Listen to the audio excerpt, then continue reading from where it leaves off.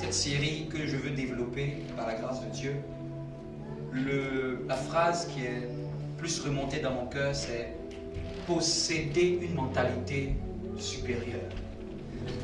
Dis à ton voisin, posséder une mentalité supérieure. Posséder une mentalité supérieure. Est-ce qu'on peut le dire ça comme quelqu'un de vivant? Posséder une mentalité supérieure. C'est une bonne série pour un début d'année. Parce qu'en réalité, quand l'année commence, c'est là que nous sommes souvent chargés, motivés. Et donc, dans cette impulsion-là, de début-là, voici la portion que Dieu veut ajouter à ta vie. Donc, même si je n'ai pas encore développé, tu comprends ce que Dieu veut pour toi pour cette année. Dieu veut que tu possèdes une mentalité supérieure. Tu sais pourquoi tu dois posséder une mentalité supérieure? Nous devons posséder une mentalité supérieure. Parce qu'une mentalité supérieure fait que quelles que soient les adversités, tu es au-dessus. Quand tu es déjà préparé à quelque chose de supérieur, quand un événement arrive, tu étais déjà au-dessus. Est-ce que tu me comprends? Amen. Est-ce que ça passe ou est-ce que ça passe pas? Amen. Quand tu prépares ton esprit à posséder une mentalité supérieure, ça veut dire que tu as déjà anticipé l'année. Tu as déjà anticipé mentalement l'année. Parce que même les gens qui sont dans des sports de combat vont vous dire, un combat se gagne d'abord mentalement avant de se gagner sur le terrain. Pendant que par exemple là, il y a des jeux de football, tout entraîneur va vous dire, c'est d'abord le moral des joueurs qui détermine la manière dont ils vont jouer. On peut faire la stratégie, on peut te donner, tu peux être même compétent, mais si tu n'as pas le mental de vainqueur, un mental supérieur, il te sera dur de pouvoir faire face à des adversités. Amen. Est-ce que tu me comprends? Tu vois, l'énergie que Dieu est en train de me donner pour prêcher comme ça là, c'est pour que tu comprennes que Dieu n'est pas en train de s'amuser. Amen. La mentalité supérieure est le préalable avant d'être même sur le terrain.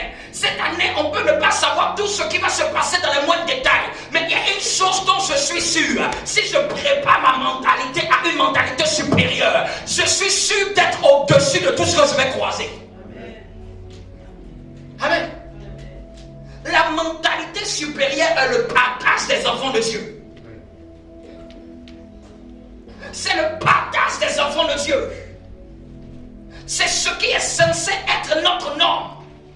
Parce que quelqu'un qui n'a pas déjà gagné la victoire dans son mental ne peut pas gagner la victoire même quand il va prier. Donc s'il y a une chose que nous devons travailler, c'est de travailler à ce que mon mental, ma manière de penser soit supérieure. Et il y a des éléments de la parole de Dieu que je vais te donner comme des comprimés pour que tu avales. Amen. La parole de Dieu contient assez de comprimés à l'intérieur pour que quand je vais les mettre dans l'eau ce matin, dans l'eau de la parole, que quand tu vas te mettre à boire, tu vas configurer ton mental à un mental de quelqu'un de supérieur.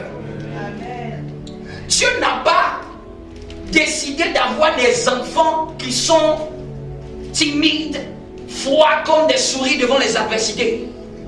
La Bible dit que le royaume des cieux est forcé, ce sont les violents qui s'en emparent. C'est-à-dire que quelqu'un dit violent, c'est pas violent sur le plan physique, mais c'est dans la mentalité, dans la manière de faire. Dis à ton voisin, tu es l'enfant d'un grand Dieu.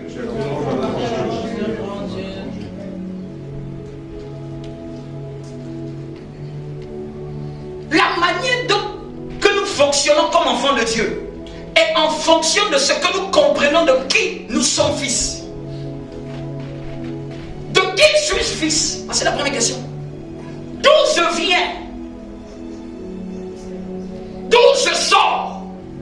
Ceux qui ont été bien enseignés savent que ce corps-là, c'est mes parents qui ont participé à sa formation. Mais ce qui est à l'intérieur, l'esprit là, tous ceux qui sont nés de nouveau, qui ont cru en Christ, ils savent que c'est Dieu qui a donné l'esprit dans le corps. Voilà pourquoi il y a des enfants qui peuvent naître et puis on dit les morts nés. Le corps est sorti, mais l'esprit n'a pas été donné. Quelqu'un me comprend? L'esprit le corps est sorti, le corps a été formé, le corps a été accouché, mais aucune âme et aucun esprit n'a été donné. Tu le vois, il est intact. Tous ses membres sont intacts. Tous ses organes sont intacts, mais il n'y a pas de vie à l'intérieur. Parce que celui qui met ce qui est à l'intérieur, c'est Dieu. Et ce qui est à l'intérieur, c'est Dieu. C'est-à-dire que nous possédons une même particularité que ce qui est à l'intérieur de Dieu. Dis à ton voisin, de qui es-tu fils? Souvent on aime le dire, hein, qui croit qu'il est un enfant de Dieu? Qui croit qu'il est un enfant de Dieu? Amen. Qui sait qu'il est un enfant de Dieu? Qui sait qu'il est un enfant de Dieu? Amen. Savoir c'est bien, mais ce n'est pas suffisant. C'est le croire et comprendre toutes ces implications qui changent la vie de quelqu'un. Je peux savoir que je suis un enfant de Dieu, mais est-ce que je comprends ce que ça signifie être enfant de Dieu? Est-ce que je suis conscient de ce que ça implique du fait que je suis l'enfant de Dieu? Parce que la foi marche avec ce que tu comprends, pas avec ce que tu sais. Quelqu'un me comprend? Quelqu'un commence à voir d'où j'en viens? La foi là se développe, la mentalité supérieure se développe dans la manière dont tu conçois de qui es-tu fils, de à qui tu appartiens. Quand quelqu'un voit de manière supérieure sa vie, c'est par rapport à une connaissance qu'il a. Je vais donner un exemple. Un exemple simple et banal. Est-ce que vous avez déjà vu une poule parler? Non? N'est-ce pas? Pourquoi vous croyez que la poule ne parle pas? Bon, je viens te dire, la poule parle. Qu'est-ce que tu me réponds? Non, n'est-ce pas? Je viens te dire, la poule parle. Qu'est-ce que tu me réponds? Qu'est-ce que tu me réponds? Elle parle pas. Et puis je te pose la question, tu es sûr ou pas? Est-ce que la poule parle? Hein? Sur quelle base tu te tiens pour dire non? Par rapport à ce que tu sais et que tu as vu de la poule. De ce que tu sais de la poule. Tu sais que même n'importe qui va venir te dire que la poule parle, tu ne sortiras jamais pour aller écouter. C'est-à-dire que si on dit qu'il y a une poule qui parle dehors, et qu'on te dit descends pour voir, tu sais que celui qui est en train de parler, il est en train de plaisanter. Pourquoi? Tu as une claire connaissance de ce qu'est la poule. Tu sais qu'on monte, qu'on descende, elle ne peut pas parler. Je prends cet exemple pour te dire, de la même manière que tu conçois des choses et tu ne les conçois pas, c'est comme ça qu'il y a des choses de Dieu que tu dois concevoir et ne pas concevoir dans ta marche. C'est comme ça que tu dois concevoir, quand je suis enfant de Dieu là, qu'est-ce qui n'est pas possible? Si ce n'est pas clair dans ton esprit, Satan va te damer le pion. Tu vois, de la même assurance que tu sais que la poule ne parle pas, c'est de cette même assurance que Dieu veut que tu saches, un enfant de Dieu, voici ce qui peut lui arriver et ce qui ne peut jamais lui arriver. Je dis quoi? Jamais lui arriver. Je dis quoi? Jamais lui arriver. Si ça arrive, c'est parce que tu l'as permis. Si ça arrive, c'est parce que tu l'as permis. Amen. Dieu a fait que nous sommes ses enfants. La Bible dit dans Jean 1,12, à tous ceux qui l'ont reçu, à tous ceux qui croient en son nom, il leur a donné le pouvoir de devenir enfants de Dieu.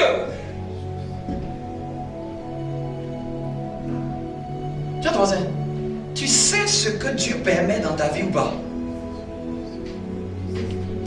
Je vous dis, il est temps que la mentalité des enfants de Dieu revienne à celle que Dieu pense à leur sujet.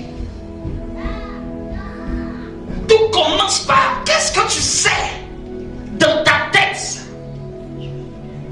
Tu marches avec quelle conscience? C'est pas.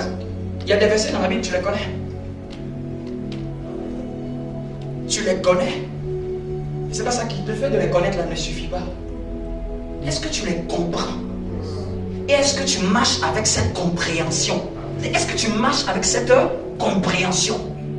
De sorte que, quand dans ta marche, tu vas voir des choses qui sont contraires à ce que la parole de Dieu dit, avec laquelle tu es conscient, tu sauras que ça, c'est pas possible que cela se fasse. Et ça ne dépend pas de Dieu, ça dépend de toi qui crois en ce que Dieu a dit. Parce que la Bible dit que les cieux appartiennent à Dieu et la terre a été donnée aux hommes. Dieu nous a donné d'être propriétaires, gestionnaires de la terre. C'est-à-dire que d'être aux commandes de ce qui se passe sur la terre.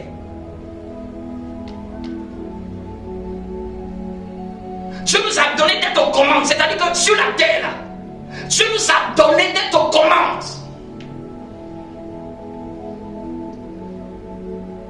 Qui prie pour boire de l'eau? Qui voit une bouteille d'eau et puis il est en train de prier? Au nom de Jésus, que cette eau vienne dans ma bouche. Je prie au nom de Jésus. Je prie que cette eau vienne. Vous trouvez ça normal, non? N'est-ce pas? C'est comme ça que quand Dieu regarde certaines situations de notre vie, il dit, il ne comprend pas. Pourquoi il est en train de prier pour ça? Ça n'en prie pas. C'est en toi. Cette faculté-là est en toi. On ne prie pas, on parle. Quand tu pries, c'est pour parler à Dieu. Quand il y a des événements, tu parles à l'événement. Tu ne parles pas à Dieu de dire de parler aux événements. Tu ne demandes pas à Dieu d'ouvrir ton frigo. Tu ne demandes pas à Dieu de mettre le micro-ondes. Tu ne demandes pas à Dieu de monter sur l'escalator. Tu ne demandes pas à Dieu d'appuyer le bouton. Il y a des choses que Dieu a laissées à ta gestion. Quand Dieu parle de prière, c'est la communion avec lui, c'est la relation avec lui. C'est pour ça qu'on prie. C'est pour ça qu'on jeûne. C'est pour ça qu'on se rapproche de lui dans la louange, dans l'adoration. Mais les situations, prendre le temps de trop prier pour des situations, c'est souvent un manque de révélation. Les situations ont des oreilles. Les situations entendent et attendent que tu dises quelque chose sur elles et que tu dises toi et que tu les nommes. La première des choses que Dieu a dit à Adam de faire, je vais emmener des animaux, donne-leur des noms. Il y a des situations, c'est toi qui dois imposer comment elles doivent se comporter. Amen. Quelqu'un me comprend? En cette saison, ne ferme pas ta bouche. Et puis, il faut savoir sur quoi tu te tiens. Quand on parle, on ne parle pas par fanfaronnade. Nous prenons notre révélation des Saintes Écritures. Voici encore un exemple que Dieu te met dans mon esprit. Qui t'a dit que quand on voit le feu rouge, quand on roule là, qui t'a dit que c'est stop? Qui t'a dit ça? Quand tu étais né, est-ce que tu connaissais ça? Tu as appris ça d'où? On a appris ça du code de la route. Non, la route qui a été faite par les hommes a été codifiée dans une manière de fonctionner. De sorte que quand il y a des symboles et des couleurs, le code dit, voici ce que ça signifie.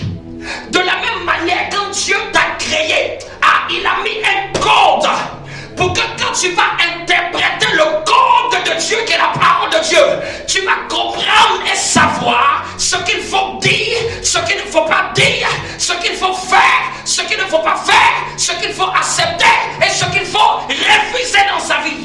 Amen. Est-ce que tu sais qu'il y a des choses qu'il faut refuser dans ta vie? Est-ce que tu sais qu'il y a des choses dans ta vie, il faut les refuser? Il faut lui dire, et puis il faut le toiser. Hey, dégage! Tu pars parce que c'est toi qui es le maître. Jésus-Christ t'a donné procuration d'exécuter sur les choses sur la terre. Et il dit en mon nom. Ça veut dire quoi? Je te fais procuration.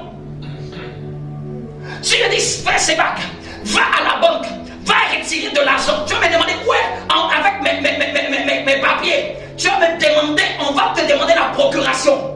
La procuration, c'est le droit légal qui te permet de faire quelque chose à ma place. tu es en train de parler à cette situation, c'est pas parce que c'est toi qui es le plus fort, c'est parce que tu as procuration de ton Père. Quelqu'un me comprend? Mais ça là, c'est des compréhensions qu'il faut que tu aies.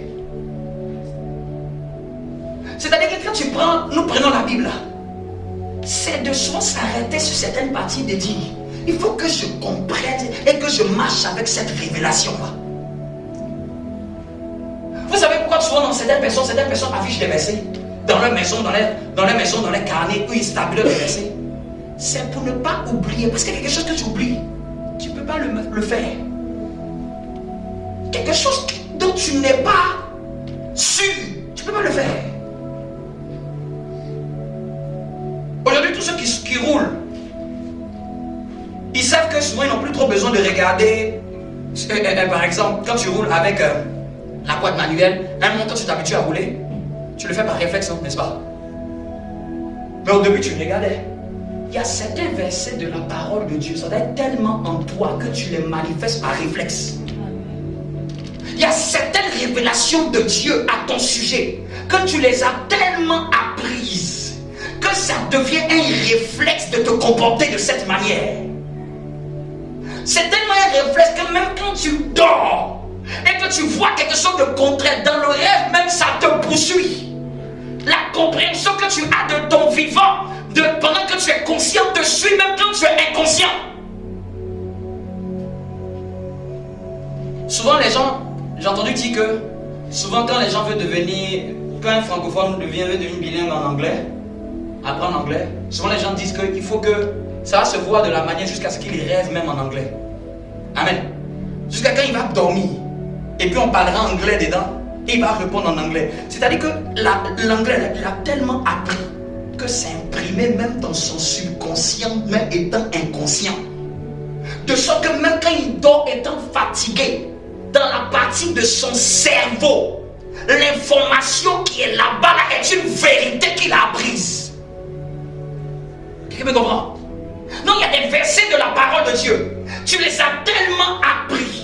Tu les as tellement scannés, tu les as tellement observés, tu les as tellement mangés, tu les as tellement médités, tu les as tellement bossés, tu as tellement gardé à cœur ce verset, tu as tellement cru en ce verset que c'est gravé même dans une partie inconsciente de ton cerveau humain.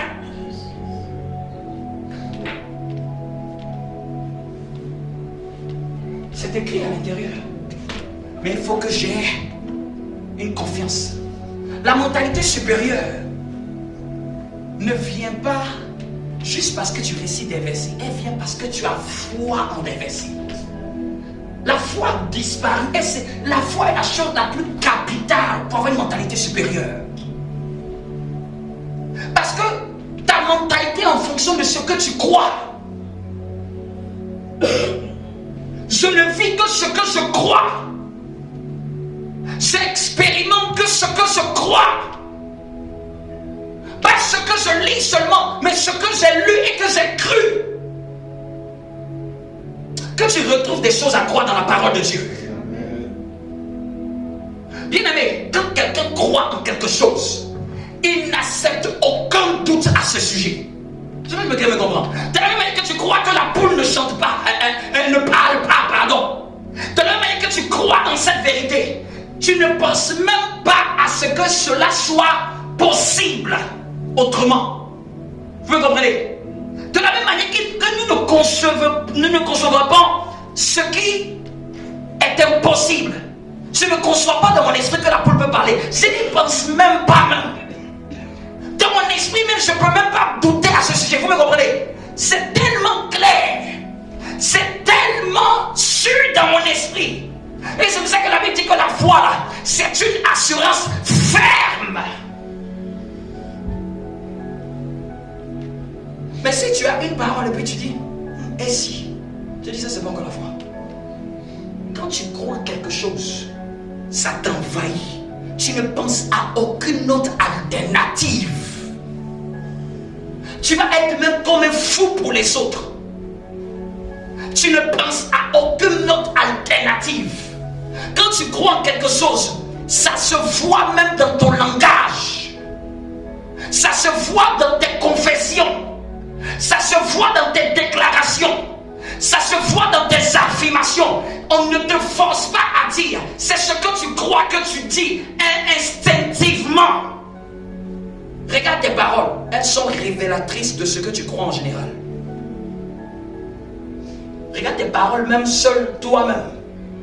Regarde tes pensées seul toi-même.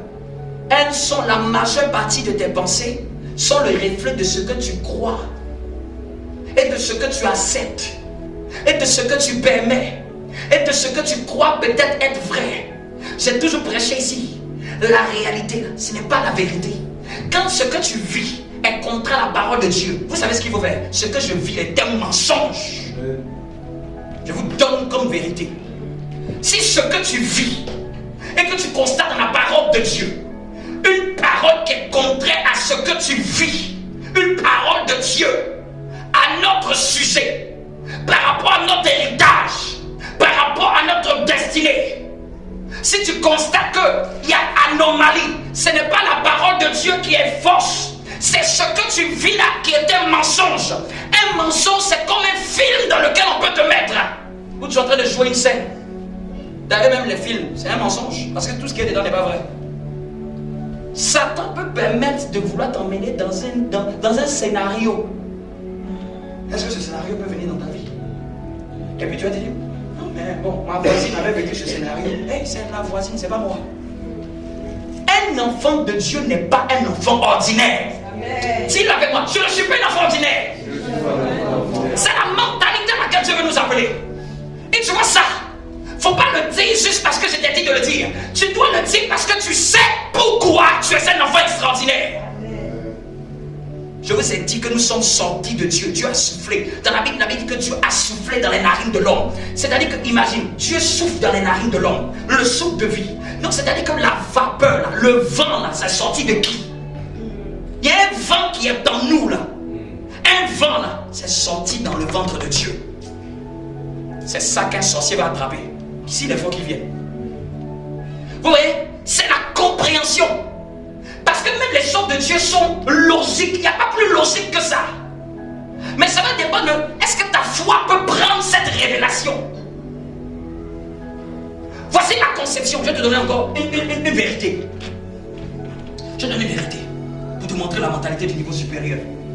Dis avec moi, Seigneur, j'ai une mentalité d'un niveau supérieur. Et c'est toi qui dois, par la méditation, forger ta mentalité supérieure. C'est toi qui dois prendre certaines écritures pour forger ta mentalité supérieure. Parce que le combat spirituel commence dans le mental. Éphésiens.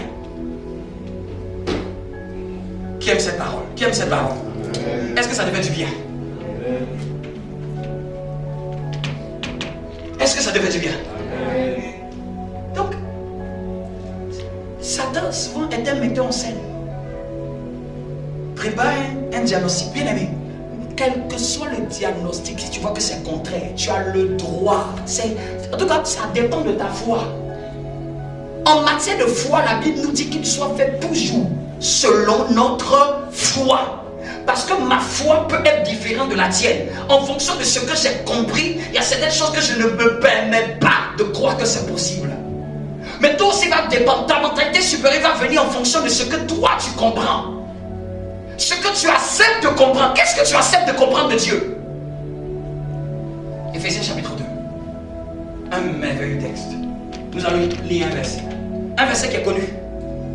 Mais un verset qui, si tu t'attardes dessus et tu commences à comprendre et à garder la conscience de ce verset, le verset qu'on va lire là, ne pense pas que c'est nouveau. Il n'y a rien de nouveau sous le soleil. Il n'y a que ta perception qui doit changer sur certaines vérités. Je vais vous donner un type de mentalité à avoir. Quand Dieu parle dans la Bible, un des gens de foi qu'il faut avoir, il faut le prendre au mot. Prends-le au mot. C'est-à-dire que s'il a dit ça, ne cherche même pas à te casser la tête de croire que c'est uniquement dans l'invisible. Prends-le au mot dans toutes les réalités. Si la parole de Dieu est intemporelle, il y a des gens qui l'ont utilisé il y a plus de 2000 ans de cela. Nous ne sommes pas les premiers à utiliser cette parole. Mais ça va dépendre de la manière dont toi tu veux comprendre cette parole. Qu'est-ce que ça implique? Éphésiens chapitre 2, nous allons lire à partir du verset 5 et 6. Je vais lire la parole de Dieu. Éphésiens chapitre 5 et 6. Je prie que cette année, tu accèdes. Nous accédons à une mentalité supérieure. C'est la mentalité supérieure qui ouvre les portes à des visitations surnaturelles. C'est la mentalité supérieure qui nous prédispose à vaincre les oppositions. C'est la mentalité supérieure qui te permet de faire face à l'adversité, qui te permet de pouvoir bousculer les barrières, qui te permet d'écraser les œuvres du diable. C'est pour ça que je te parle de ça. C'est la mentalité supérieure qui fait que tu ne seras pas à terre. On va essayer tout, mais ça ne passe pas à cause de la mentalité de foi supérieure que tu as. Je lis la parole de Dieu à partir du verset 5. Nous qui étions, c'est-à-dire pas de nous, qui sommes à Christ, nous qui étions morts, il nous dit notre condition passée. Nous étions morts par nos offenses. À cause de nos péchés, la Bible nous dit que regardez notre état dans lequel on était avant de venir en Christ. Nous étions morts dans nos offenses. Amen. Et amen. Nous qui étions morts par nos offenses, il nous a rendus à la vie avec Christ. Il nous a rendus à la vie avec Christ. Et c'est là qu'on dit que c'est par grâce que vous êtes sauvés. Amen.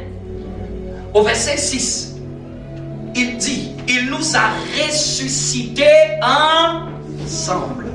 Et il nous a fait asseoir ensemble. Dans les lieux,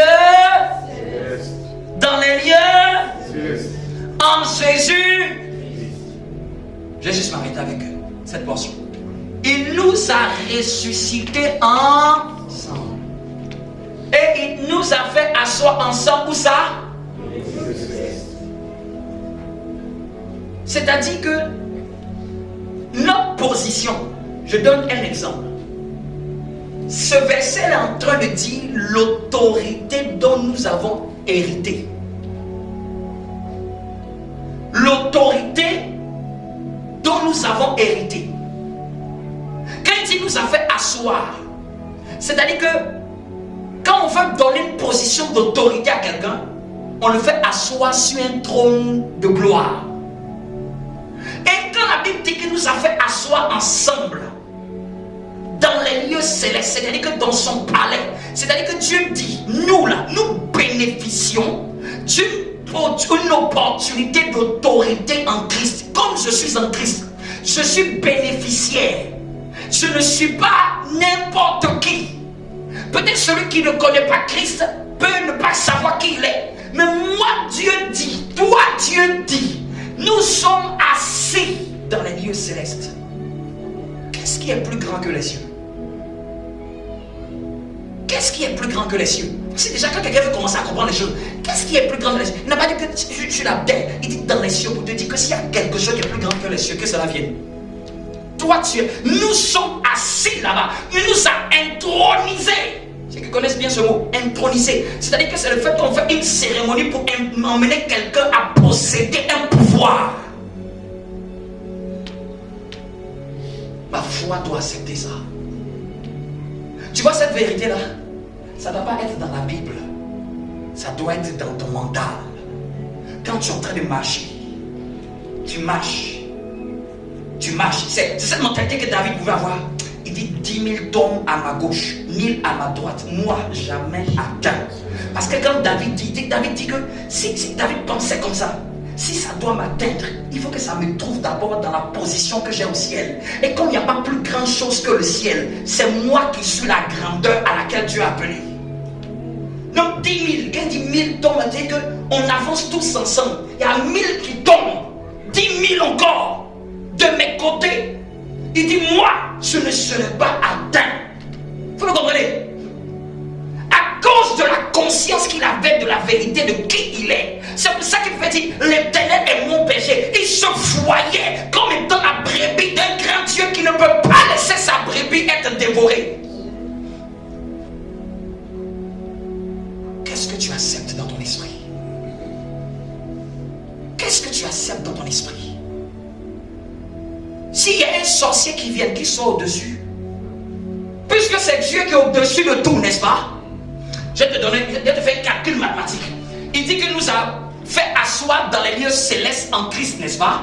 Il nous a fait asseoir dans les lieux célestes en Christ, n'est-ce pas? Allons-y dans Éphésiens chapitre 1er. On va voir une déduction. Chapitre 1er, on va lire à partir du verset 20.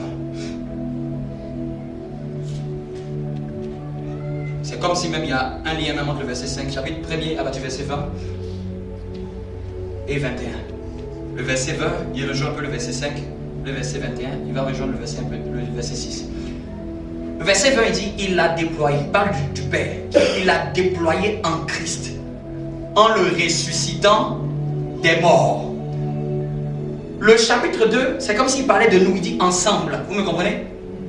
Ressusciter ensemble, faire asseoir ensemble. Mais le chapitre 1er, il parle de Christ. Il parle d'abord de ce que Dieu, le Père, a fait d'abord pour Christ. Christ, il a ressuscité des morts. On utilise encore le même mot. En le faisant quoi? En le faisant quoi? Asseoir dans les lieux célestes. N'est-ce pas? C'est parce que Christ est assis dans les lieux célestes que maintenant nous aussi, nous sommes bénéficiaires de cette position d'assise dans les lieux célestes. Souvent on peut croire que Christ est assis dans les lieux célestes. Christ, rien n'est au-dessus de lui. Mais est-ce que tu sais que toi aussi, tu es aussi dans la même position que lui aussi il a? Souvent on peut comprendre ce que Dieu, lui, il est. Dieu est fort, Dieu est puissant. Est-ce que tu sais que Christ a été assis dans les lieux célestes et qu'il dit que nous aussi ensemble, là, nous sommes assis dans les lieux célestes? Est-ce que tu comprends? Donc souvent nous comprenons que Christ, Jésus, tu fais l'incantation contre lui, ça ne marche pas. Pourquoi tu es sûr que quand on va faire une incantation comme Jésus, ça va marcher? Et puis quand c'est comme toi, tu vas commencer à avoir peur. Je ne le comprenez? Parce que c'est la même compréhension que nous avons de Christ. C'est la même compréhension que nous devons avoir de nous. Il nous a ressuscités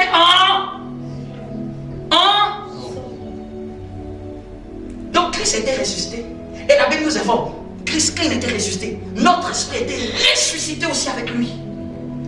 Christ a été assis dans les lieux célestes. Nous aussi ensemble, il nous a fait asseoir aussi dans les lieux célestes. Si quelque chose peut toucher Christ, c'est la seule chose qui peut me toucher. Parce que lui et moi, nous sommes dans la même position. Vous voyez, ça c'est toute une compréhension. C'est que quand tu examines les Écritures, il faut examiner, il faut utiliser l'intelligence pour comprendre, déchiffrer ce que Dieu veut dire. Parce que c'est toi et moi, le gars il est fort, on est dans le même endroit. Lui, ça ne peut pas l'atteindre. Et puis nous deux, nous sommes dans le même endroit. Comment ça fait que je suis assis dans le même endroit que lui, et lui, ça n'atteint pas, et c'est ça, moi, ça va m'atteindre. Vous voyez, il y a une logique même dans ta foi qui commence à se créer.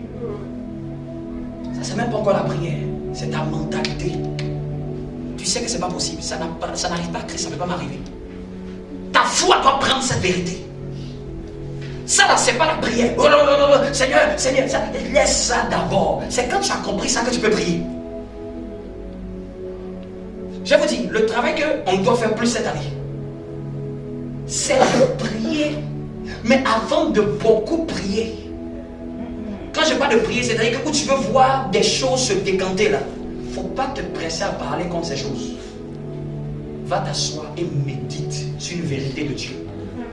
Si ça va te prendre un mois avant que tu parles à la chose, tu dis laisse-moi un mois, je vais bien intégrer ce que Dieu a fait pour moi et qui fait que toi tu n'as pas le droit d'être. Je ne vais pas te parler parce que le pasteur m'a parlé. Il faut que j'ai bossé ce que je suis.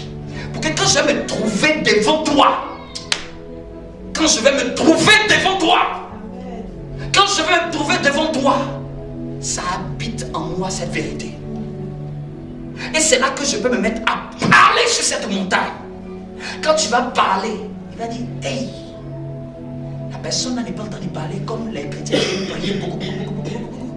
La personne n'a pas, elle sait où elle parle. Vous voyez, quand tu es un parent et que ton enfant est en train de faire un peu de tout, il y a une manière de hausser le ton là. Tu sais que c'est toi qui es le boss ici. si dans ta vie, tu ne sais pas que c'est toi qui es en charge, c'est toi qui as le boss, il y a des situations qui vont être têtues comme des enfants. Il n'y a pas souvent des enfants sont têtus que tu les dis au coin. Tu as l'autorité même de les mettre au coin. Il y a des situations où tu dis, hey, dégage! Tu vois que ça veut récidiver.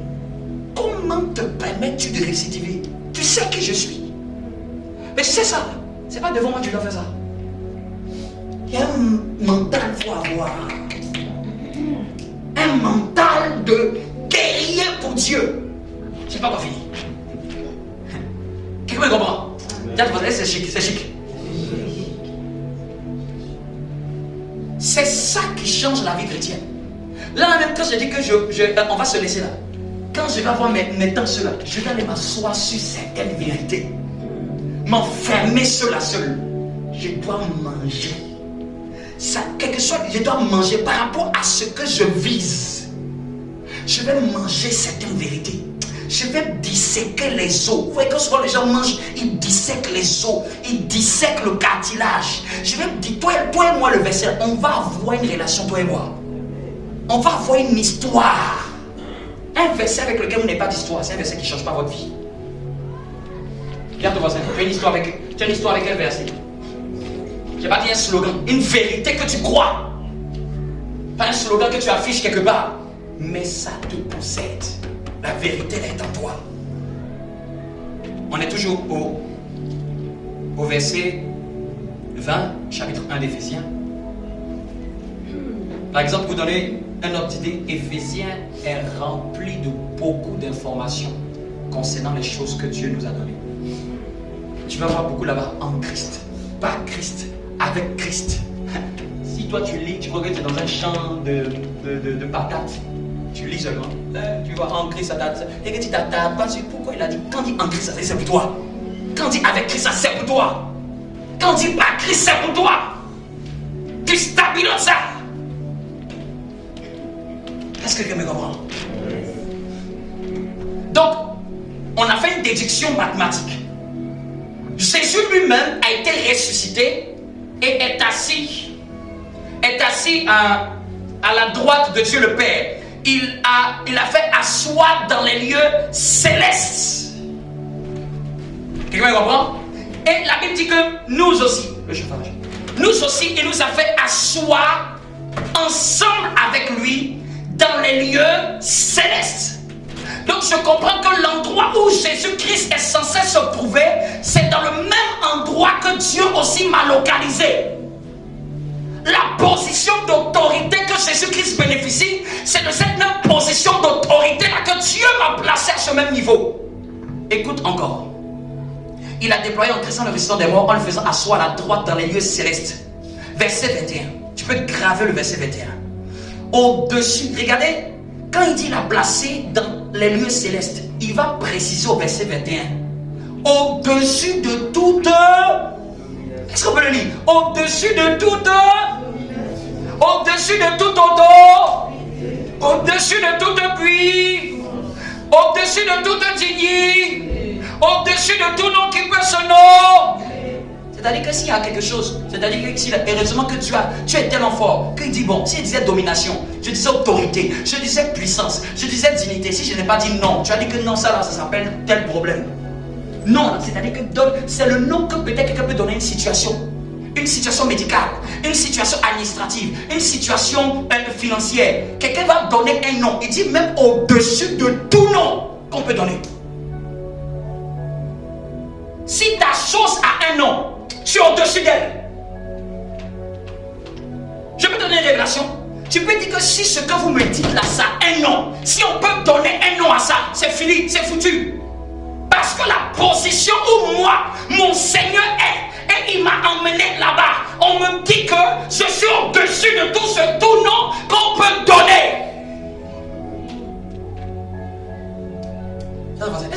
Est-ce que tu comprends cette mentalité-là? Moi, j'ai béni Dieu d'avoir fait la physique. J'ai fait la physique quantique. J'ai fait l'aéronautique. Et je bénis Dieu d'avoir étudié. Parce que je peux mieux interpréter certaines choses avec la logique de Dieu.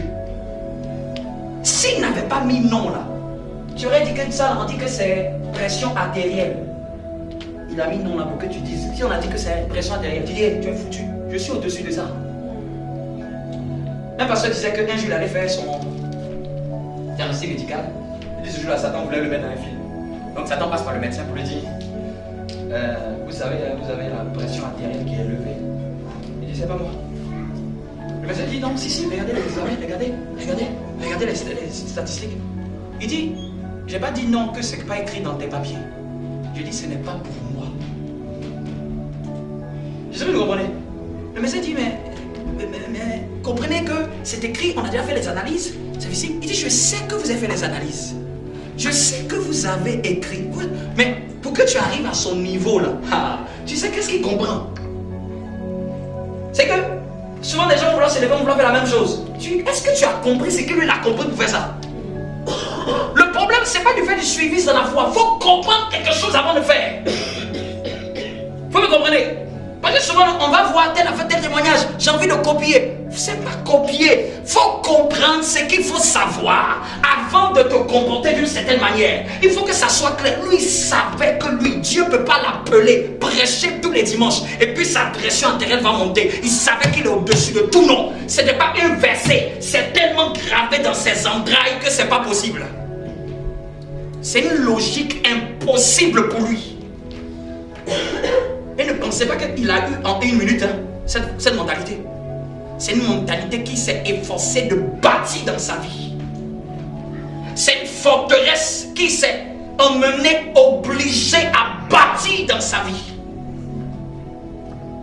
Vous me comprenez? Qui dit que ça lui plaît? J'entends que ça lui plaît. Ça te plaît? Amen. Que tu prennes ça. Yes. Souvent quand il y a des versets qui commencent à te plaire, Dieu est en train de te dire, mon frère, ma soeur, il faut prendre ce verset-là. Fais ça dans tout, fais ça de manière orale, de manière nasale, de manière... C'est-à-dire qu'il faut prendre toutes les versions, il faut les disséquer, il faut chercher même à comprendre le sens de tous les mots qui sont dans les implications. Vous savez c'est quoi quelqu'un qui est entêté? C'est quoi quelqu'un? Qu'est-ce que ça signifie le fait d'être entêté? Ça veut dire quoi borné? Hein? Au niveau mental, ça veut dire quoi? Quelqu'un est entêté.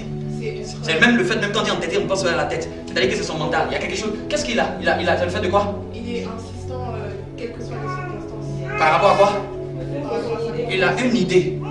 Monte, tu descends, tu ne peux pas enlever dans sa tête. Il y a certaines choses dans la parole de Dieu. S'il n'est pas entêté, à un point que même Satan te donne toutes les preuves, toutes les statistiques. Tu dirais, je suis entêté de cette vérité. Je suis entêté.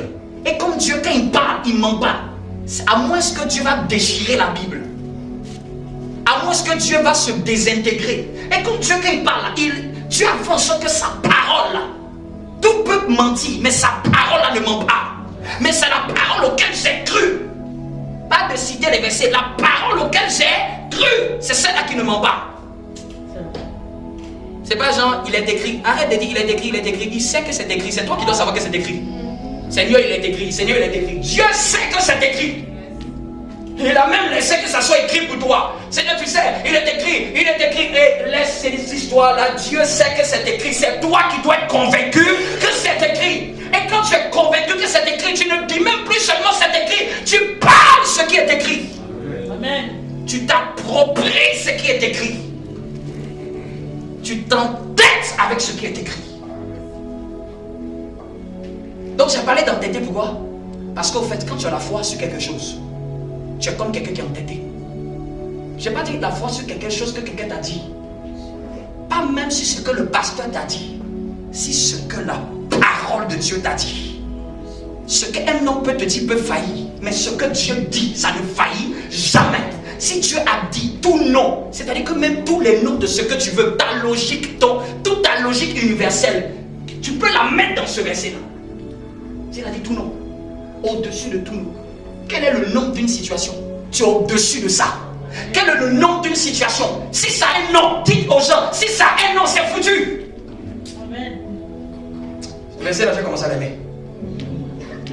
Si vous donnez un nom au problème, je suis au-dessus de ça. Puisqu'il a placé dans les lieux célestes. Et Et il l'a mis au-dessus. Et on m'a dit que je suis aussi avec Jésus dans les lieux célestes. Donc moi aussi, je suis au-dessus de toute domination. Amen. Donc moi aussi, je suis au-dessus de toute autorité. Donc moi aussi, je suis au-dessus de toute puissance. Donc moi aussi, je suis au-dessus de toute dignité. Non, ça fait longtemps d'être dans ta famille. C'est nous qui avons attaché ta famille. Ferme ta bouche. Attachez qui vous voulez. Si vous voulez attacher moi comme Samson, je déchire ça. Je te dis que si tu fais un rêve et quelqu'un qui va t'attacher, tu dis essaye. J'aime moi-même prendre les cordes, je vais t'attacher avec ça. Il y a des gens à partir de certaines vérités. C'est vous qui allez poursuivre des gens dans vos rêves. C'est-à-dire qu'ils vont venir par un seul chemin. Quand ils vont te trouver, hey, c'est la même personne qu'on avait trouvé là. Non, là, ça c'est une mentalité supérieure. Hein? Ça, c'est pas la personne de 2023 là. Et quand je vois, je commence à avoir peur. Non, le pasteur disait que on dit présentement, voici les statistiques. Cette attaque-là, c'est une attaque qui atteint pratiquement tous les pasteurs. Un moment, toujours dans le ministère d'un pasteur, il fait toujours un diagnostic médical. Et puis Satan lui dit que tu as un problème. Hein? Mais tiens, c'est un mensonge. C'est un mensonge. On veut te faire accepter de tourner un film. Il cherche juste un client. C'est une réalité, mais elle est contraire à la parole de Dieu, donc je ne l'accepte pas. J'ai pas dit que c'est pas écrit, hein? Mais elle n'est pas vraie. C'est une information, mais c'est une information qui vient de la vomissure de Satan. Quand la maladie est du diable, c'est pas de Dieu. Donc c'est une information, Satan vient me la donner. Quand c'est Satan qui en est l'auteur de tout ce qui est destructeur, de tout ce qui est affligeant, de tout ce qui peut détruire, je comprends que, bien aimé, tu peux être en train de t'enseigner, d'être en train de comprendre certaines choses. Et il y a certaines choses qui se débrouillent même dans ta vie. Amen. Est-ce que tu sais qu'on peut t'enseigner jusqu'à ce que tu comprennes la guérison, que tu l'acceptes? La guérison, ça ne se manifeste pas seulement par reçois au nom de Jésus. Tu peux grandir dans la compréhension de qui est Dieu. Que finalement, la guérison là devient, c'est en toi. Vous pouvez me comprendre? Il dit que depuis qu'il a quitté le médecin, plus jamais il n'a parlé ni pris un quoi que ce soit à ce sujet de pression directe. Plus jamais. Et que le jour ils ont quitté là, plus jamais il n'a jamais entendu parler de cette existence dans sa vie. Amen. Sa foi acceptait que ça c'est pas possible. C'est pas genre qui cherchait à imiter quelqu'un. Cette saison, ne cherche pas à imiter quelqu'un. Travaille sur ta foi, la mentalité que tu dois acquérir par rapport à certaines montagnes. Quand il y a une montagne, il y a son verset pour ça. Amen. S'il y a une montagne, s'il y a un nom, amen. Je peux donner beaucoup de versets, mais je veux commencer à finir par là. Pour dire que s'il y a un nom, tu es au-dessus de ça. Quel nom a-t-on donné à cette situation? Mais ça commence dans ton mental. Vois que tu es supérieur. C'est de là que je tire la source de ce titre. Mentalité supérieure. Parce que je suis au-dessus. Ce n'est pas tout le monde. Il n'y a que ceux qui sont en Christ. À qui s'attachent à ces vérités, qui vivent. Tu n'es pas obligé de vivre les mêmes circonstances comme les gens qui ne connaissent pas Dieu. Bien aimé, un enfant de Dieu n'est pas un enfant qui est censé vivre les mêmes circonstances. Un enfant de Dieu, lui, sa vie est surnaturelle. Je prie au nom de Jésus à cause de cette mentalité que tu vives des exploits. Amen. Que tu fermes la gueule des lions. Amen. Que tu parles à l'adversité. On ne prie pas à l'adversité, on parle à l'adversité. On commande aux situations. On ne commande pas aux situations. On ne demande pas s'il te plaît aux situations. On dit dégage-toi de là. On donne des ordres à des situations. Voici la parole prophétique que Dieu met dans mon esprit. Quel est ce qu'on t'a mis comme un nom? Et puis c'est un nom que tu n'aimes pas, ou ça t'énerve, ou ça te combat. Donne un autre nom. Amen. Dieu est le Dieu des noms. Donne un autre nom. Tu dis toi, maintenant aujourd'hui, tu t'appelles comme ça. Amen. Amen. Vous me comprenez? Amen. Tu regardes et puis tu dis, mais quand tu vas parler, ne parle pas dans le but de chercher à faire comme. Parle avec l'assurance. Parle avec ta compréhension. Par exemple, j'ai parlé sur les noms. Quelqu'un peut être en train de méditer dans la Bible la puissance des noms. Pourquoi doit-on donner un nom à quelqu'un? Pourquoi Dieu crée la lumière et puis il dit on va l'appeler jour? C'est que le nom a une puissance. Donc si tu comprends même la puissance de fait de nommer, pourquoi Dieu dit à Adam, nomme les animaux, donne-leur des noms. C'est aux hommes qu'est réservé de donner des noms aux circonstances. Mais regardez ce que Satan va utiliser en nous, qu'on donne des noms négatifs. Qu'on donne des noms négatifs. Qu'on donne des noms destructeurs. La société, la télé, les informations font qu'on conjugue, qu'on parle des noms, qu'on dise des noms qui ne sont pas appropriés. Qu'on accepte comme vrai des réalités qui ne sont pas de notre pays. Dites-moi, si l'ambassadeur des États-Unis d'Amérique étant en France, la France a des problèmes financiers, est-ce que lui il souffre des problèmes financiers? Il dépend de quel pays? Il est en France, mais il dépend de qui? Au fait, tu dois te voir, je suis du ciel. Je suis seulement un ambassadeur en voyage sur la terre. Mais les circonstances de ce pays-là, de ma famille, ne sont pas celles que je dois subir. Je viens, moi ma nourriture vient d'en haut. Moi mon ordre de mission vient d'en haut. Des lieux célestes. Vous comprenez pourquoi Dieu t'a fait asseoir? C'est là-bas qu'on t'a intronisé. Et puis après on t'a dit, maintenant descends sur la tête, c'est ambassadeur. Mais ce que tu as pour vivre là ne dépend pas des lois de ton environnement. Non, même si que l'ambassadeur des États-Unis rencontre des circonstances que les Français rencontrent, il va dire, I don't care, moi je m'en fous, c'est pas de mon pays. Mon pays a déjà pris en charge certaines choses. C'est vous qui allez subir. Souvent même quand tu es au travail, collègue de travail, ils sont pessimistes. Il faut dire, ça c'est pas pour moi, ça c'est pas dans ma vie. Ça c'est pas dans ma vie. C'est vous qui croyez que vous devez. Un jour, un homme de Dieu disait, il dit, il était dans la voiture parce que il a médité sur la puissance du nom. Et pour lui, il a tellement médité sur la puissance du nom de Jésus. Il dit qu'il était dans la voiture était en train de faire des manchins avec le chauffeur. Il dit ça partait taper les trucs comme ça. Lui, il comprend tellement la puissance du nom de Jésus. Tellement il a compris. Il a dit au nom de Jésus. Et puis ça a arrêté. Sa femme a dit 2 fois. Il dit t'as pas besoin de dire 2 fois. Imagine sa foi. Qui dit à sa femme, t'as pas besoin de dire 2 fois ça. Parce que si tu savais ce que je viens de dire, sa foi est telle que dans une circonstance pareille là, pour lui dire 2 fois, c'est comme s'il doute. Il dit, est-ce que tu sais c'est comme mon passeport, mon ambassadeur sur la terre. Quelque chose est en train d'arriver dans l'ordre de ma mission. J'appelle mon joker, juge de mon droit le plus puissant. Souvent même on dit le nom de Jésus, mais souvent on ne comprend pas les implications. Vous voyez maintenant? Souvent on ne comprend pas tout ce que c'est. C'est que quand il a donné le nom au-dessus de tout nom, est-ce que va t'asseoir et me dire ça? Ce nom-là, il ouvre des portes. Il a dit au nom de Jésus. Et c'est tout ce qu'il a dit. Sa femme a dit 2 fois. Il a dit dans l'humour. Chérie, t'as pas besoin de dire ça 2 fois. Une seule fois suffit. Sa foi était telle que pour lui une seule fois, ça règle tout en ordre. Il dit il ne sait pas ce qui s'est passé. Ils n'ont cogné rien. Ils se sont arrêtés. À cause d'une révélation. Une révélation change ta vie cette année-là. C'est la révélation qui est claire. C'est la révélation qui est claire.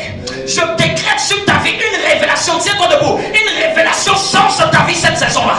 Une révélation change ton histoire. Une révélation bouscule les limites. Une révélation va écraser les œuvres du diable. Ah, ton amen là est trop bas. J'ai dit une révélation va révolutionner toute ta vie. Une révélation peut changer ton année. Elle peut te faire quitter d'un point A à un point B. Bien-aimé, si tu me vois monter, c'est une révélation qui va changer. C'est une révélation qui va travailler.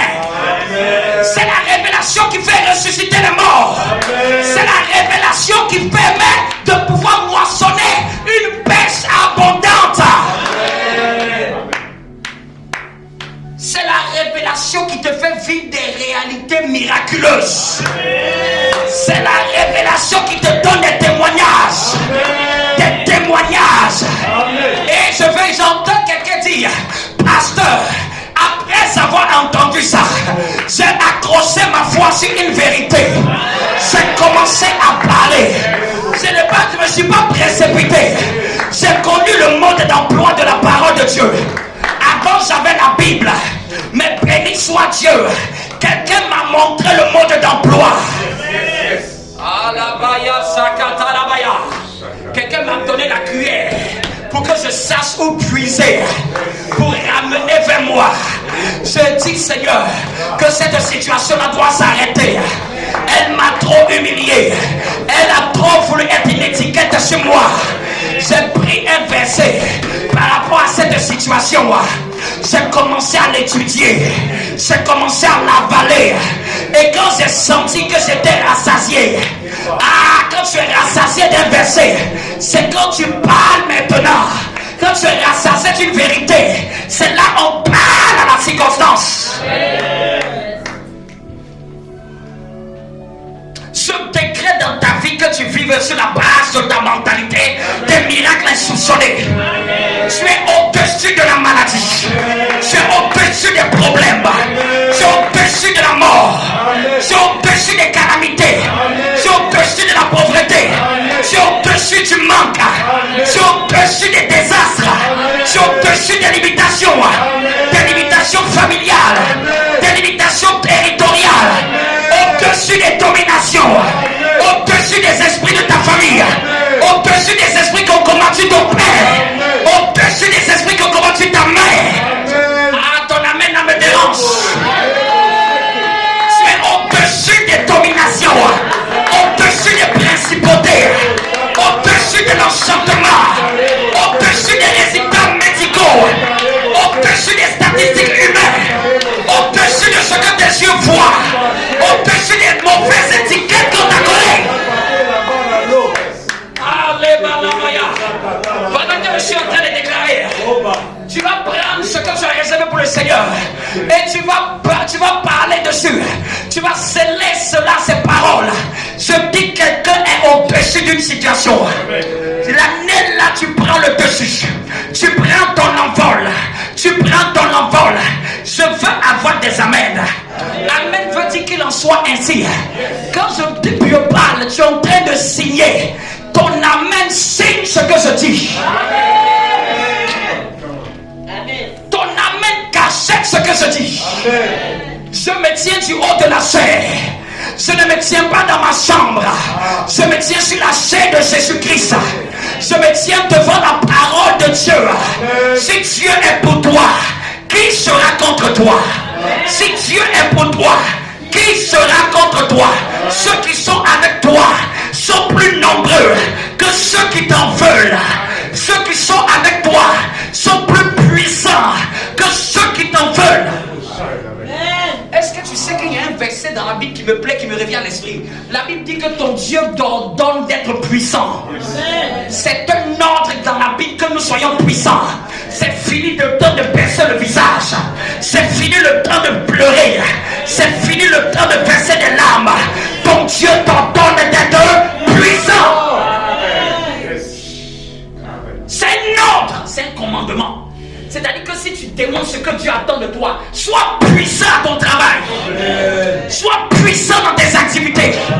Sois puissant dans tes relations. Sois puissant dans ta famille.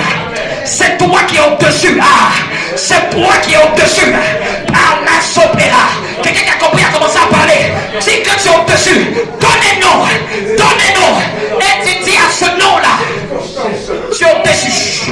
Tu peux te mettre à te déplacer. Tu peux te mettre à te déplacer. Mais parle. Appuie-toi sur la parole. Dis que tu es au-dessus. Au-dessus des statuts. Au-dessus des statistiques. Au-dessus des analyses médicales. Au-dessus des retours des médecins. Au-dessus de ce que tu sens dans ton corps.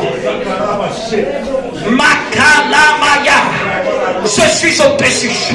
Cette église est au-dessus des dominations de cette ville. Au-dessus des principautés de ce pays.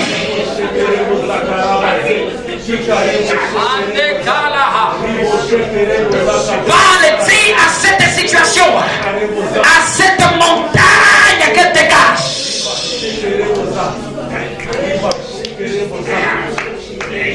Annonce les choses de Dieu. Je suis né pour porter du fruit. Je suis né pour exceller.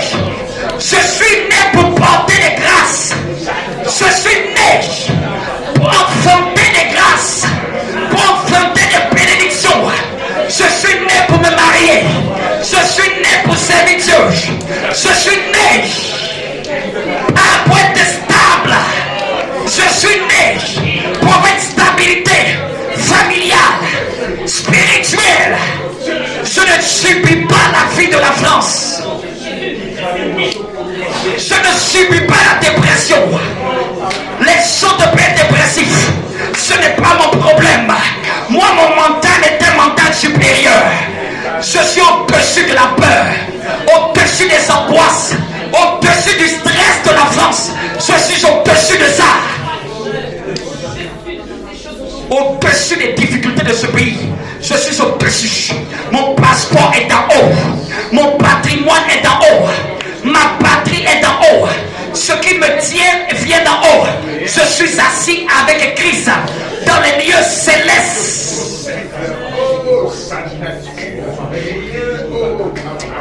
Au nom de... Même en sortant d'ici, que le nom de Jésus ne te parle plus de la même manière. Dis-toi que c'est comme un mot de passe. Et que quand tu dis ce nom, les choses doivent s'aligner à ce que tu crois. Amen. Ce n'est pas la quantité du fait de le dire. C'est la révélation, la puissance du fait que je le dise. Ce n'est pas la quantité. Au nom de Jésus, ce n'est pas la quantité. C'est la révélation que j'ai quand je le dis. Quand tu penses à Jésus, pense que toi et lui aujourd'hui, nous sommes assis ensemble. Là où Jésus se trouve, c'est là aussi mon esprit se trouve. C'est là aussi ma batterie se trouve. Et Jésus au-dessus de toutes ces choses. Moi aussi, je suis au-dessus de toutes ces choses. Tu vois, je le répète pour que tu prennes ça. Je t'ai initié à une vérité. Chez toi à la maison. Va l'amplifier. Vous me comprenez? Va amplifier cette vérité. Va travailler cette vérité. Va expérimenter. La Bible, c'est censé s'expérimenter. Va expérimenter cette vérité. Et reviens-moi avec des témoignages. Amen. Va mettre en pratique ce verset. Vous me comprenez? La foi, là, c'est l'expérience. C'est pas la littérature. C'est pas la religiosité. Ce qui est écrit, là, je dois le vivre. Sinon, ça sert à quoi d'être écrit? Ça sert à quoi?